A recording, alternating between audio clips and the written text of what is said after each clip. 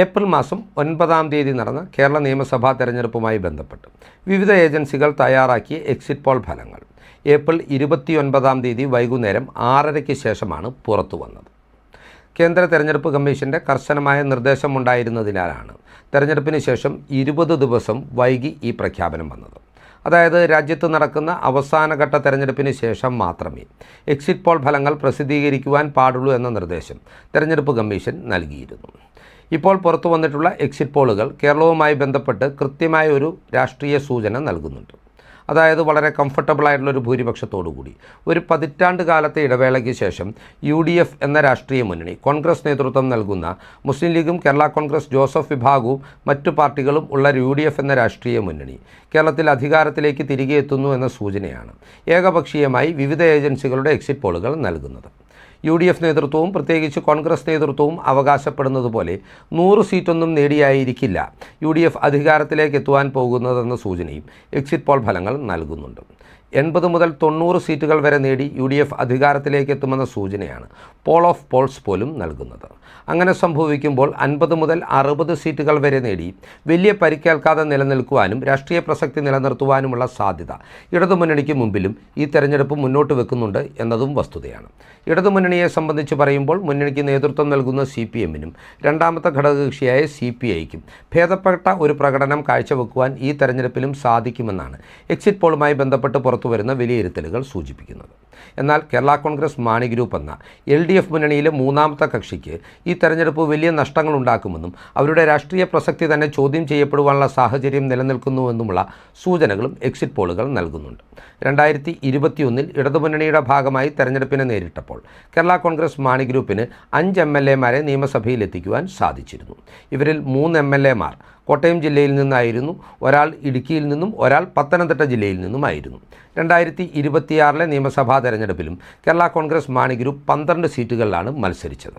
എന്നാൽ ഇപ്പോൾ പുറത്തുവരുന്ന സൂചനകൾ അനുസരിച്ച് 2026 മാണി ഗ്രൂപ്പിന് കനത്ത തിരിച്ചടി ഉണ്ടാകും എന്ന് തന്നെയാണ് വിലയിരുത്തപ്പെടുന്നത്.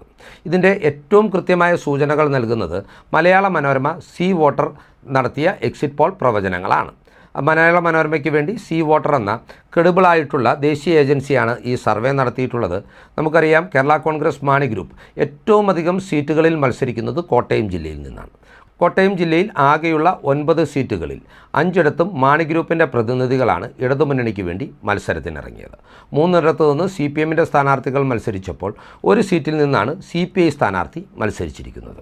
മാണി ഗ്രൂപ്പിനെ സംബന്ധിച്ച് 2021 നിയമസഭാ തെരഞ്ഞെടുപ്പിൽ കോട്ടയം ജില്ലയിൽ നിന്ന് 3 MLA-മാരെ വിജയിപ്പിക്കുവാൻ അവർക്ക് സാധിച്ചിരുന്നു.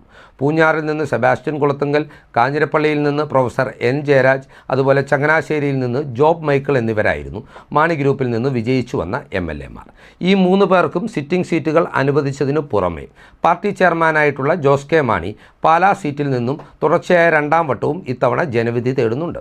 അതുപോലെ തന്നെ കോട്ടയം ജില്ലാ പഞ്ചായത്തിൻ്റെ മുൻ അധ്യക്ഷയായിരുന്ന നിർമ്മല ജിമ്മിയാണ് കടുത്തുരുത്തിയിൽ കേരള കോൺഗ്രസ് ഗ്രൂപ്പുകൾ നേരിട്ട് ഏറ്റുമുട്ടുന്ന കടുത്തുരുത്തിയിൽ ജോസ് കെ മാണി വിഭാഗത്തിന് വേണ്ടി മോൻസ് ജോസഫിനെതിരെ മത്സരത്തിനിറങ്ങിയിരിക്കുന്നത്. മലയാള മനോരമ സീ വോട്ടർ എക്സിറ്റ് പോൾ ഫലപ്രവചന പ്രകാരം പൂഞ്ഞാർ, ചങ്ങനാശ്ശേരി എന്നീ സിറ്റിംഗ് സീറ്റുകൾ ഈ തെരഞ്ഞെടുപ്പിൽ കേരള കോൺഗ്രസ് മാണി ഗ്രൂപ്പിന് നഷ്ടപ്പെടുമെന്ന കാര്യം വ്യക്തമാണ്. പൂഞ്ഞാറിലും ചങ്ങനാശ്ശേരിയിലും UDF-ൻ്റെ സ്ഥാനാർത്ഥികൾ ആധികാരികമായ വിജയം ഉറപ്പിക്കുന്നു എന്നാണ് സീ വോട്ടറിൻ്റെ എക്സിറ്റ് പോൾ പ്രവചനങ്ങൾ സൂചിപ്പിക്കുന്നത്. ആധികാരികമായ വിജയം എന്ന് പറയുമ്പോൾ 6% വോട്ടിൻ്റെ ആധിപത്യം ഈ 2 നിയോജക മണ്ഡലങ്ങളിലും UDF സ്ഥാനാർത്ഥികൾ LDF-ന് മേൽ നേടുന്നു എന്നാണ് സൂചന. അതുപോലെ തന്നെ കടുത്തുരുത്തി സീറ്റിൽ നിന്ന് മോൻസ് ജോസഫ് ഇത്തവണ മികച്ച ഒരു ഭൂരിപക്ഷത്തിൽ തെരഞ്ഞെടുക്കും എന്ന കൃത്യമായ സൂചനകളും എക്സിറ്റ് പോൾ ഫലങ്ങൾ നൽകുന്നുണ്ട്. എന്നാൽ മാണി ഗ്രൂപ്പിനെ സംബന്ധിച്ചിടത്തോളം 2 സിറ്റിംഗ് സീറ്റുകൾ പരാജയപ്പെടുന്നു. കടുത്തുരുത്തിയിൽ മോൻസ് ജോസഫിനോട് തങ്ങളുടെ പാർട്ടി സ്ഥാനാർത്ഥി ദയനീയമായി പരാജയപ്പെടുന്നു എന്നതിനേക്കാളെല്ലാം അവർക്ക് വിനയായിരിക്കുന്നത് പാലായിൽ ജോസ് കെ മാണിയുടെ തുടർ പരാജയം പ്രവചിച്ചുകൊണ്ടുള്ള പ്രവചനമാണ്. അതായത് പാലാ നിയോജക മണ്ഡലത്തിൽ കേരള കോൺഗ്രസ് മാണി ഗ്രൂപ്പിന് വേണ്ടി ജോസ് കെ മാണി മത്സരത്തിനിറങ്ങിയത് തന്നെ ഷോൺ ജോർജ് എന്ന BJP-യുടെ സ്ഥാനാർത്ഥി അയാളുടെ സ്ഥാനാർത്ഥിത്വം തങ്ങൾക്ക് അനുകൂലമാകും എന്ന പ്രതീക്ഷയിലായിരുന്നു. അതായത് ഇടതുവിരുദ്ധ കേരള കോൺഗ്രസ് വിരുദ്ധ വോട്ടുകൾ UDFന് അനുകൂലമായി പോൾ ചെയ്യപ്പെടാതെ ഭിന്നിപ്പിക്കുവാനുള്ളൊരു സാഹചര്യം ഷോണിൻ്റെ സ്ഥാനാർത്ഥിത്വം ഉണ്ടാക്കുമെന്ന പ്രതീക്ഷയിൽ ആ ഒരു രാഷ്ട്രീയ സാഹചര്യത്തിൻ്റെ ആനുകൂല്യത്തിൽ വിജയിച്ചു കയറാമെന്ന പ്രത്യാശയോടുകൂടി തന്നെയാണ് ജോസ് കെ മാണി തുടർച്ചയായ രണ്ടാം വട്ടവും പാലായിൽ മത്സരത്തിനിറങ്ങിയത്.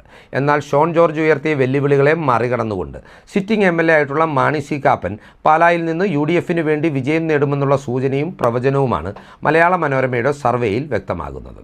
അങ്ങനെ 1-2 വോട്ടുകൾക്കാവില്ല മാണി സി കാപ്പൻ്റെ വിജയമെന്നും ഈ സർവേ ഫലം ചൂണ്ടിക്കാട്ടുന്നുണ്ട്. ടൈറ്റ് മത്സരം, എന്നാൽ UDF സ്ഥാനാർത്ഥിക്ക് നേരിയ മുൻതൂക്കമെന്നാണ് മനോരമ സർവേയുടെ കണ്ടെത്തൽ.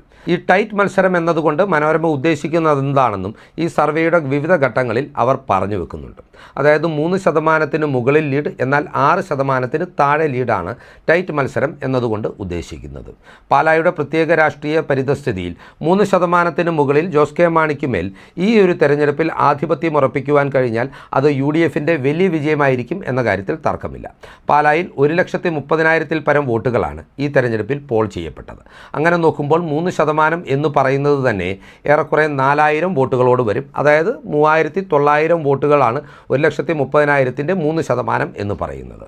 ഇത്രയും കനത്ത ഒരു ട്രയാങ്കുലർ ഫൈറ്റ്, ത്രികോണ പോരാട്ടം നടന്ന സാഹചര്യത്തിൽ പോലും 4,000-ഓളം വോട്ടുകൾക്ക് ജോസ് കെ മാണിയെ പരാജയപ്പെടുത്തുവാൻ UDF സ്ഥാനാർത്ഥിക്ക് സാധിച്ചാൽ അത് കേരള കോൺഗ്രസ് മാണി ഗ്രൂപ്പിൻ്റെ രാഷ്ട്രീയ പ്രസക്തിയെ തന്നെ വെല്ലുവിളിക്കുന്ന ഒരു കാര്യമായിരിക്കും എന്ന കാര്യത്തിൽ തർക്കവുമില്ല. തെരഞ്ഞെടുപ്പിൽ പരാജയപ്പെട്ടാലും ജോസ് കെ മാണിക്ക് രാജ്യസഭയിൽ ഇനി ഏറെക്കുറെ 4 വർഷം കാലാവധി അവശേഷിക്കുന്നതിനാൽ 2030 വരെ അദ്ദേഹത്തിന് MP ആയി തുടരാം. ജോസ് കെ മാണിയുടെ പരാജയത്തിന് പുറമെ കേരള കോൺഗ്രസ് മാണി ഗ്രൂപ്പിനെ സംബന്ധിച്ചിടത്തോളം മറ്റൊരു പ്രവചനവും ഞെട്ടിക്കുന്നതാണ്. സി വോട്ടർ അടക്കമുള്ള സർവേകളിൽ ഇടുക്കിയിൽ നിന്ന് 25 വർഷക്കാലമായി MLA ആയി തെരഞ്ഞെടുക്കപ്പെട്ടിട്ടുള്ള മാണി ഗ്രൂപ്പിൻ്റെ പ്രതിനിധിയും 2ാം പിണറായി മന്ത്രിസഭയിലെ മന്ത്രിയുമായിരുന്ന റോഷി അഗസ്റ്റിൻ കോൺഗ്രസ് സ്ഥാനാർത്ഥിയായി റോയ് കെ പൗലോസിനോട് പരാജയപ്പെടുമെന്നാണ് ഈ സർവേകളെല്ലാം കണ്ടെത്തുന്നത്. സി വോട്ടർ സർവേ പ്രകാരം 6% മുകളിൽ വോട്ടിൻ്റെ ആധിപത്യത്തിലായിരിക്കും റോയ് കെ പൗലോസ് എന്ന കോൺഗ്രസ് സ്ഥാനാർത്ഥി UDF സ്ഥാനാർത്ഥി റോഷിയെ ഇടുക്കിയിൽ പരാജയപ്പെടുത്തുക.